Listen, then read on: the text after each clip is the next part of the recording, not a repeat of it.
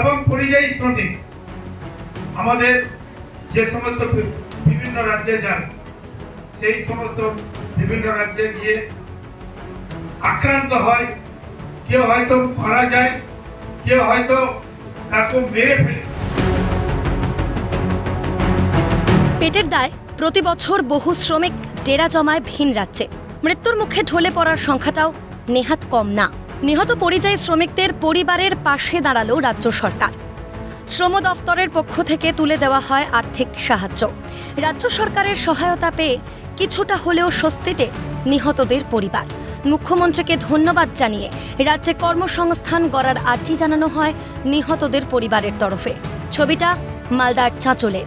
আমার একটা ছোট বাচ্চা আছে, ওর ভবিষ্যতের জন্য ভালোই হবে। এই সহায়তাটা পেয়ে আপনারা খুশি?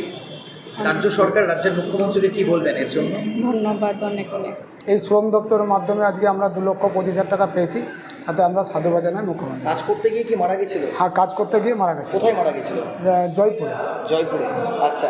আর আমরা চাই আমাদের মুখ্যমন্ত্রীকে আমাদের কাজ বিনীত প্রার্থনা আমাদের যে যেন আমাদের এই পশ্চিমবঙ্গে ছোট ছোট শিল্প, বড় শিল্প করা হোক, যেন আমাদের রাজ্যের লোক বাইরে না যায় এবং বাইরে গিয়ে বিভিন্ন রকমের সমস্যার মুখে পড়তে হচ্ছে আমাদের অন্য রাজ্যে।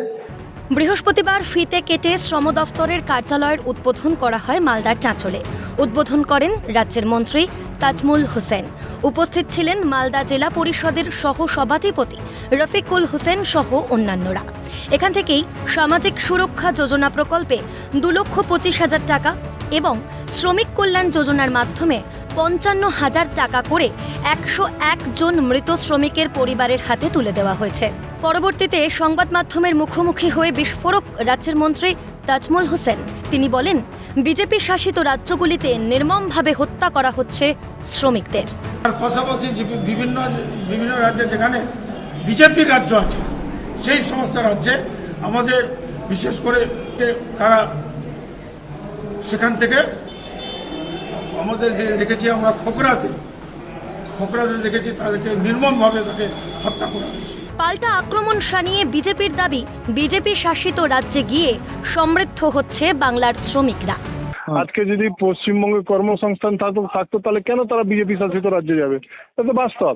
এবং এটাও বাস্তব কি আজকে পরিযায়ী শ্রমিক যারা পশ্চিমবঙ্গ থেকে যাচ্ছেন তারা সব বিজেপি শাসিত রাজ্য, যেখানে বিজেপির রাজ্য আছে সেখানেই যাচ্ছেন। এখন সেখানে সমৃদ্ধ হয়ে আসছেন, তাদের পরিবার চলছে। বলে রাখা দরকার, উত্তরবঙ্গ সফরে গিয়ে একাধিক প্রকল্পের সূচনা ও উদ্বোধন করেন মুখ্যমন্ত্রী। কর্মসংস্থান ও উন্নয়নকে হাতিয়ার করেই বাংলার মানুষের মন জয় করতে চায় মা মাটি মানুষের সরকার। পরিযায়ী শ্রমিকের সংখ্যাটাও আগামী দিনে অনেকটাই কমবে বলে আশাবাদী সকলেই।